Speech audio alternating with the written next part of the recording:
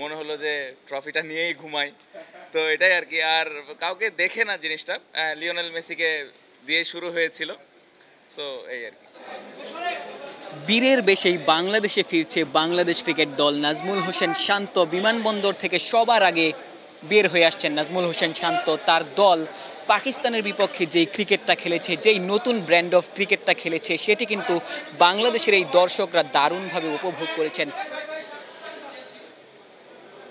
নাজমুল হোসেন শান্ত গণমাধ্যম কর্মীদের দিকে আসছেন। তিনি গণমাধ্যম কর্মীদের মুখোমুখি হবেন। অসাধ্য সাধন করে বাংলাদেশ দল এই মুহূর্তে বিমানবন্দর থেকে বের হয়ে আসছে। নাজমুল হোসেন শান্ত সফল ক্যাপ্টেন গণমাধ্যম কর্মীদের মুখোমুখি হবেন। এই সিরিজ শেষে তার অনুভূতি জানাচ্ছেন। আলহামদুলিল্লাহ আমার কাছে তো ওয়ান অফ দ্য বেস্ট অর্জন আমার কাছে মনে হয় বাংলাদেশ ক্রিকেটের এবং বেস্ট, বেস্ট। আমার কাছে মনে হয় সবথেকে বড় অ্যাচিভমেন্ট এটা আমাদের বাংলাদেশ ক্রিকেটের এবং আ এটা শুধু আমার একার ব্যক্তিগত কথা না, টিমে যারা আছে সবাই এটা বিশ্বাস করে। সো আলহামদুলিল্লাহ খুবই ভালো লাগছে। সেলিব্রেশনটা কেমন হয়েছে? ড্রেসিং রুম থেকে বাস, টিম হোটেল, ট্রানজিট সব জায়গায় মিলিয়ে গত 24 ঘন্টা বা যদি 30 ঘন্টার কথা বলি।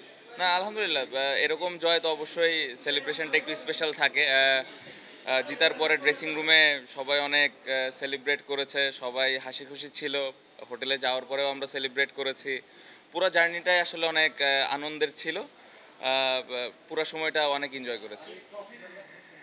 না, আসলে যেটা আমি একটু আগে বললাম যে জয়টা অনেক স্পেশাল ছিল। আমার কাছে মনে হয় আমি যেটা বললাম যে বাংলাদেশের সবথেকে বড় অর্জন। তো আ মোমেন্টটা ভালোভাবে এনজয় করার জন্যই আসলে মনে হলো যে ট্রফিটা নিয়েই ঘুমাই।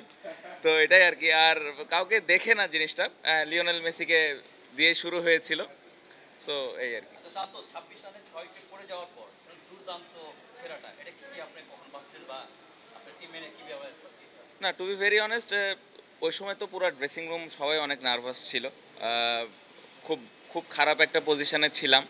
ওই সময় যদি আমি বলি যে আমরা অনেক বিশ্বাস করছিলাম, তারপরেও আমরা যে ভালো পজিশনে যাবো বললে এটা ভুল হবে। ওই সময়টা আমরা সবাই নার্ভাস ছিলাম। বাট মিরাজ এবং লিটন অতীতেও এরকম পার্টনারশিপ করেছে। সো ওই অতটুকু বিশ্বাস ওই সময়টাতে ছিল। বাট যখন ১ টা ঘন্টা ১.৫ ঘন্টা ওরা ব্যাটিং করে ফেলেছে, আস্তে, আস্তে কিন্তু ড্রেসিং রুমের পরিবেশটা চেঞ্জ হয়েছে এবং ওই বিশ্বাসের জায়গাটা কিন্তু তখন আস্তে, আস্তে ওপরের দিকে গিয়েছে এবং পরবর্তীতে দেখা গেছে যে ২ জন খুবই দলের জন্যে দারুণ একটা পার্টনারশিপ করলো এবং আমরা ভালো একটা পজিশনে গেলাম। পাকিস্তানের বিপক্ষে অসাধ্যই সাধন করেছে নাজমুল হোসেন শান্তর দল। সামনেই ভারত সিরিজ। পাকিস্তানের মতো ভারতের বিপক্ষেও এর আগে কখনোই টেস্টে জিততে পারেনি বাংলাদেশ দল। তবে পাকিস্তানের বিপক্ষে টানা ২ টেস্ট জয় নিশ্চিতভাবেই শান্তর দলকে অনুপ্রেরণা যোগাবে। বিমানবন্দর থেকে ক্যামেরায় আমিনুল ইসলাম সুজনের সঙ্গে গোলাম সারোয়ার, ক্রিকেট ৯৭।